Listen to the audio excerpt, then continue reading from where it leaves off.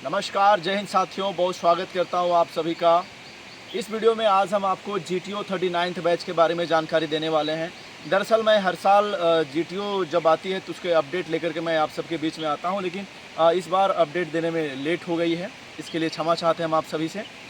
तो GTO 39th batch अपने अंतिम चरण में चलने वाला है और 28 और 29 तारीख को सेकेंड फेज़ का आयोजन गढ़वा ट्रेनिंग सेंटर में किया गया है। तो अगर आप GTO का फर्स्ट फेज़ अभी तक क्लियर कर लिए हैं तो सेकेंड फेज़ के लिए आपको जो भी आपका निर्धारित सेंटर दिया गया है वहाँ पे आप जा सकते हैं। झारखंड के लिए गढ़वा ट्रेनिंग सेंटर दिया गया है, 28 और 29 तारीख को आप गढ़वा ट्रेनिंग सेंटर आ करके सेकेंड फेज़ अपना क्लियर कर सकते हैं। बाकी जो लोग अभी तक GTO का फॉर्म नहीं भर पाए हैं, फर्स्ट फेज़ का एग्ज़ाम नहीं दे पाए हैं, उन लोगों के लिए एक ज़रूरी सूचना, आप ऑनलाइन फॉर्म भर सकते हैं। वेबसाइट है हमारा www.sisindia.com, वहाँ पर जा करके आप ऑनलाइन फॉर्म भर सकते हैं। या फिर आप हमारा एक और वेबसाइट है www.ssciindia.com, उस वेबसाइट से भी अपना फॉर्म भर सकते हैं। GTO 39th बैच ऑनलाइन करके एक रजिस्ट्रेशन करने का आपको ऑप्शन मिलेगा वहाँ पे। या फिर आपके नियर बाय जो भी SIS के ट्रेनिंग सेंटर है वहाँ पर जा कर के आप GTO 39th बैच के लिए फॉर्म भर सकते हैं। गढ़वा में 28 और 29 तारीख को सेकेंड फेज़ होगा। अगर आप सेकेंड फेज़ में पार्टिसिपेट करना चाहते हैं तो आपको फर्स्ट फेज़ देना होगा। फर्स्ट फेज़ देने के लिए आपको क्या करना है, 28 तारीख से पहले आप आइए गढ़वा ट्रेनिंग सेंटर में। यहाँ पे आप GTO 39th बैच के लिए ऑनलाइन फॉर्म भरिए। अब फॉर्म भरने के बाद यहाँ पे फर्स्ट फेज़ का एग्ज़ाम तुरंत लिया जाएगा। फर्स्ट फेज़ में अगर आप क्वालिफाई कर जाते हैं तब फिर आपको सेकेंड फेज़ के लिए बुलाया जाएगा। ठीक है। अब बहुत सारे लोगों का डाउट्स रहता है कि सर एग्ज़ाम में क्या क्या पूछा जाएगा। तो हम आपको बता दें कि फ़र्स्ट फेज़ का जो एग्ज़ाम होता है उसमें 4 पेपर होते हैं, math, English, GS, reasoning. Math, English, GS, reasoning सभी से 50-50 मार्क्स का सवाल पूछा जाता है। टोटल 200 मार्क्स का क्वेश्चन होता है। आपको फर्स्ट फेज़ को सिर्फ क्वालिफाई करना होता है और क्वालिफाई करने के लिए आपको सिर्फ 33% मार्क्स लाने होते हैं। ठीक है। अब फर्स्ट फेज़ जब आप क्वालिफाई कर जाते हैं तब आप जाते हैं सेकेंड फेज़ में। सेकेंड फेज़ में क्या क्या होता है मैं आपको थोड़ा सा ब्रीफ कर देना चाहता हूँ। सेकेंड फेज़ में जब आप जाते हैं तो वहाँ पर आपको सबसे पहले कंप्यूटर का टेस्ट लिया जाता है और इंग्लिश का टेस्ट लिया जाता है। कंप्यूटर का टेस्ट होता है जिसमें कुछ क्वेश्चंस रहते हैं, उसमें आपको आंसर करना होता है। फिर इंग्लिश का भी टेस्ट होता है जिसमें आपको क्वेश्चन रहते हैं, उसका आंसर आपको करना होता है। लिखित परीक्षा होता है, ये सब ऑब्जेक्टिव टाइप क्वेश्चन रहते हैं। इसके बाद जो है उसके नेक्स्ट दिन, जिस दिन आप आइएगा उस दिन आपका कंप्यूटर का और इंग्लिश का टेस्ट होगा। उसके नेक्स्ट दिन आपका जो होता है फिजिकल होता है। फिजिकल में आपका रनिंग होता है। रनिंग के बाद जो है आपका पुशअप होता है, सीटअप होता है, लॉन्ग जंप, हाई जंप होता है और इन सभी का मार्क्स होते हैं। इन सभी में आप जितना अच्छा परफॉर्म करेंगे उस अनुसार आपको फिजिकल में भी मार्क्स दिए जाते हैं।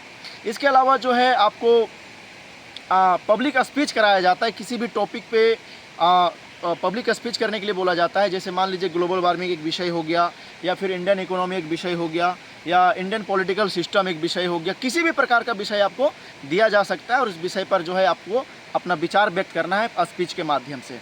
एक ये हो गया। एक होता है ग्रुप डिस्कशन। कोई भी टॉपिक पे जो है 7-8 लोगों के साथ आपको बैठा दिया जाता है और वहाँ पे ग्रुप डिस्कशन कराया जाता है। वहाँ पे आपका परफॉर्मेंस कैसा रहता है, उस पर्टिकुलर टॉपिक पे आप अपना क्या विचार रखते हैं और कितना प्रभावी ढंग से रखते हैं, उस ग्रुप डिस्कशन में आप कितना इन्वॉल्व हैं, वो सारा चीज़ आपको देखा जाता है। और इसके अलावा जो है एक ब्रिगेडियर लेवल इंटरव्यू होता है। इन सारे चीज़ों को मिला करके अगर आप पास होते हैं तो आप फाइनल फेज़ के लिए पहुंचते हैं। फाइनल फेज़ में आपका दिल्ली में इंटरव्यू होता है। जो हमारी कंपनी के मेन लीडर्स होते हैं, कंपनी के जो ऑनर हैं, हमारे कंपनी के CMD साहब, GMD साहब और जो भी बोर्ड ऑफ डायरेक्टर्स के मेंबर्स होते हैं, वो सारे लोग आपके साथ बातचीत करते हैं, आपका इंटरव्यू लेते हैं। वहाँ पर आप फाइनल इंटरव्यू पास करते हैं तब जा करके आपकी GTO में सिलेक्शन होती है। लेकिन अगर आप वहाँ पर फाइनल इंटरव्यू में नहीं पास होते हैं तब आपको GTS का रैंक मिलता है। GTS का रैंक आपको गढ़वा ट्रेनिंग सेंटर में भी मिल जाता है। अगर आप सेकेंड फेज़ में क्वालिफाई नहीं कर पाते हैं तो जो लोग क्वालिफाई करते हैं वो GTO के लिए आगे बढ़ते हैं, जो लोग क्वालिफाई नहीं कर पाते हैं वो लोग को GTS का रैंक मिलता है। एक्चुअली देखिए, जब आप सेना में जाते हैं अधिकारी बनने के लिए तो सेना में भी कई प्रकार का एग्ज़ाम ऑर्गेनाइज किए जाते हैं, जैसे एनडीए का एग्ज़ाम लिया जाता है, सीडीएस का एग्ज़ाम लिया जाता है। जो एनडीए सीडीएस का एग्ज़ाम देता है वही लोग जाकर के अधिकारी बनता है। हमारा इंडियन एडमिनिस्ट्रेशन सिस्टम में भी आप जाएंगे तो वहाँ पे देखिए अधिकारी बनने के लिए आईएएस आईपीएस का एग्ज़ाम होता है, यूपीएससी के द्वारा कंडक्ट कराई जाती है। उसी प्रकार से एसआईएस में अधिकारी बनने के लिए जीटीओ का एग्ज़ाम देना पड़ता है। जब आप जीटीओ क्वालिफाई कर जाते हैं तो आपको जीटीओ का रैंक मिलता है। अगर आप जीटीओ क्वालिफाई नहीं कर पाएँ, उससे एक लेवल नीचे रहेंगे तो आपको जीटीएस का रैंक दिया जाता है। और जीटीएस भी आप क्वालिफाई नहीं कर पाएँ तो फिर आपको टीओ का रैंक दिया जाता है, ट्रेनिंग ऑफिसर का। उसके नीचे सुपरवाइज़र होता है और फिर उसके नीचे जवान होता है। यानी कि अगर आपने जीटीओ का फॉर्म भर दिया, यानी 100% आप ये मान के रखिए कि आपको कोई ना कोई पोस्ट मिल ही जाएगा। क्लियर है? बाकी आप थोड़ा सा एलिजिबल हैं और नॉलेज रखते हैं, आपकी पर्सनालिटी थोड़ी अच्छी है, तो आप ज़रूर आपको एक बार जीटीओ फॉर्म भरना चाहिए, पार्टिसिपेट करना चाहिए। और मेरी तरफ से आपको शुभकामनाएं रहेंगी कि आप ज़रूर जीटीओ में सेलेक्ट होंगे। चलिए, उम्मीद करते हैं ये वीडियो से आप सभी को बहुत सारा जानकारी मिला होगा।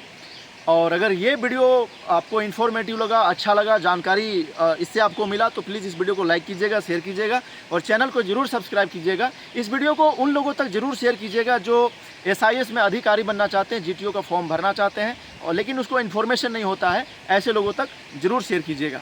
मिलते हैं किसी नेक्स्ट वीडियो में, तब तक के लिए जय हिंद, नमस्कार।